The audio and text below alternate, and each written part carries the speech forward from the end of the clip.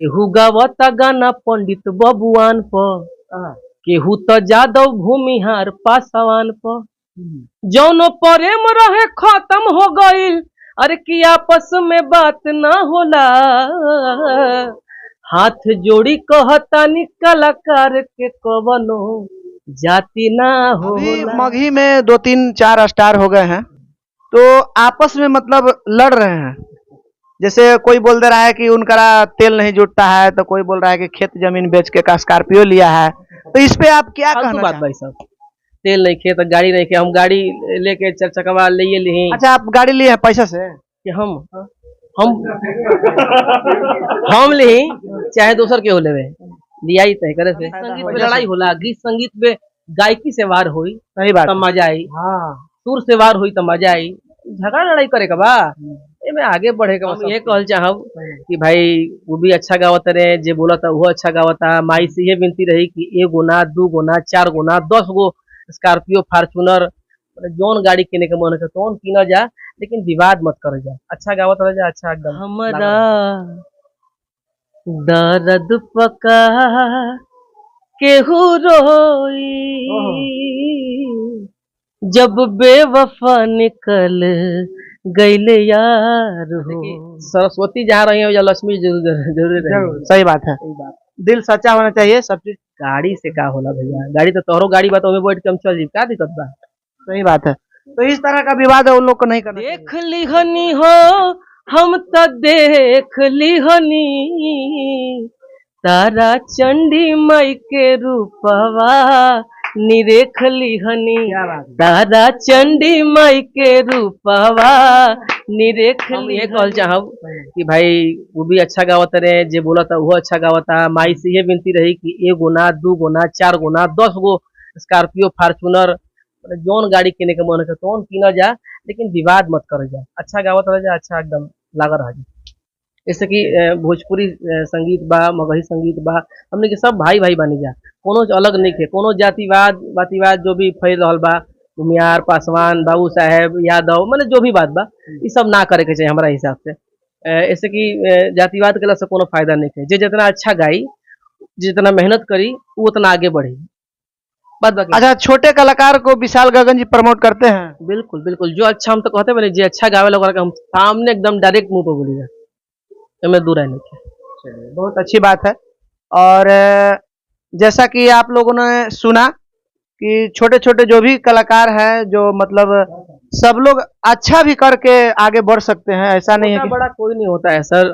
अगर आज आंख बंद किया आपने, कल देखेंगे कि मिलियन चला गया, हिट हो गया। रील का जमाना है, यूट्यूब का जमाना है।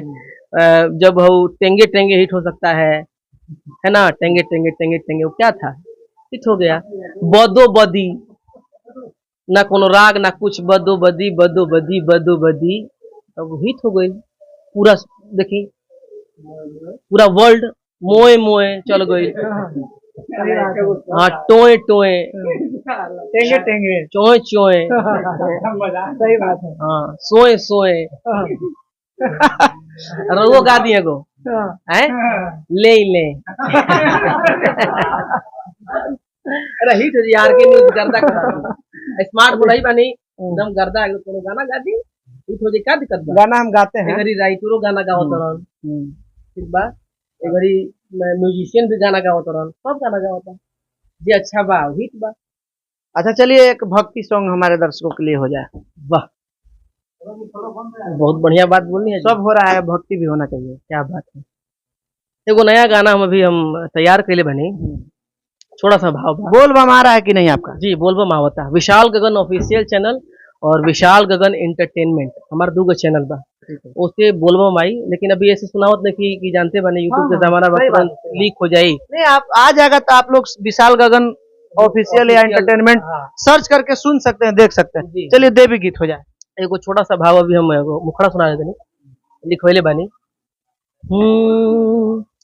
देख लिहनी हो हम तो देख लिहनी। एगो भक्त माई के दरबार में गई, माई के मूरत देख के कहता, देख लिहनी हो हम तो देख लिहनी। तारा चंडी महोत्सव में कार्यक्रम रहे, वह गाना बोल रही हूँ। देख लिहनी हो हम तो देख लिहनी तारा चंडी माई के रूपवा निरेख लिहनी तारा चंडी माई के रूपवा निरेख लिहनी। देख लिहनी हो हम तो देख लिहनी देख लिहनी हो हम तो देख लिहनी कि तारा चंडी माई के रूपवा निरेख लिहनी तारा चंडी माई के रूपवा निरेख लिहनी। एक बार प्रेम से बोली दुर्गा मैया की जय हो। प्रेम से बोली हर हर महादेव। जल्दी बोलबम आई, आप सब सुनब जा और अपन आशीर्वाद प्यार देव जा। विशाल के ऑफिशियल चैनल विशाल के घर एंटरटेनर वही लानो हम बोलब नो तो ढेर लोग कहते न कि विवाद में रहुआ ना रहिला। हम सच सच तनी बोलेला, सच सच बोले वाला लोग थोड़ा सा जानते बने क्या कर। गीत संगीत में लड़ाई होला, गीत संगीत में गायकी से वार होई सही बात तब मजा आई। सुर से वार हुई तब मजा आई। झगड़ा लड़ाई करे का बा एमे आगे बढ़े का बा सबके। तो बहुत मेहनत करे का बा, कुछ नहीं के ना हम कुछ बाने, बहुत अथाह ताकत बस संगीत संगीत कभी खत्म नहीं होके वाला बा। डेली छोट छोट बच्चा से हमने के सीखे के मिल जाला। आप देखते होंगे लिटिल चैम्प्स वाले जितने लड़के हैं वो एक वालाप ले दी हमसे तो हमने के बस के बात नहीं तो का घमंड करे के बा ना। जब सुर संग्राम में गए नहीं जाता बाप रे बाप एक एक से लोग गावत रहे, उतना लोग में आदमी गईल गौलस है। बहुत मेहनत पहले बाद में बेंजू के आवाज सुनाई देवे तो आदमी चल जाए गावे खातिर देखे खातिर भैया वो गाना गावे का मौका दे। आजकल वो देखे के नहीं मिलत। आजकल लोग का तो फ्री में मंच मिल जाता है, इतना मंच मिल जाता है लोग सोचता कि अब का हम ही बानी सब कुछ बा।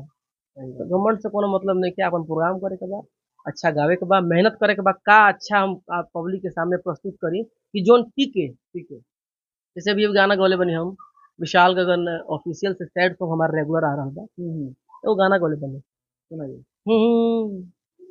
हमारा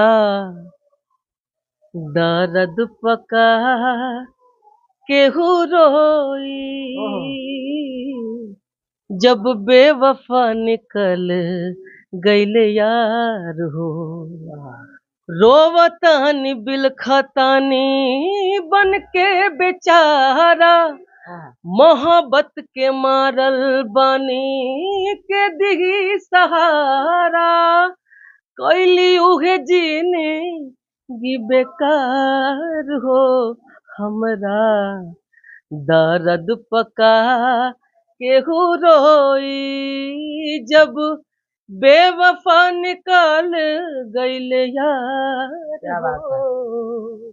तभी सब गीत रेगुलर चलत रही और आप लोगों से ये विनती करब कि सब आप लोग मेहनत करी, कलाकार एकजुट होके रही, तब भोजपुरी आगे बढ़ी, हमने के भोजपुरी समाज आगे बढ़ी। देखिए सब में कुछ ना कुछ है तभी है सही बात। पब्लिक का प्यार मिला, आशीर्वाद मिला और आप सभी जितने भी कलाकार हैं जो भी जातिवाद गा रहे हैं उन लोगों से यही विनती है कि केहू गावता गाना पंडित बबुआन पर, केहू तो जादव भूमिहार पासवान पर, जौनो प्रेम रहे खत्म हो गईल अरे कि आपस में बात ना होला। हाथ जोड़ी कहतानी कलाकार के कवनो जाति ना होला। क्या बात। जय हिंद, जय भारत, जय हो भोजपुरिया समाज। तो ये थे हमारे मंच के टंच कलाकार विशाल गगन जी, जैसा कि आप लोगों ने सुना। और इसी तरह मेरे चैनल को दुलार प्यार आशीर्वाद देते रहिए। तब तक के लिए जय हिंद, जय भारत।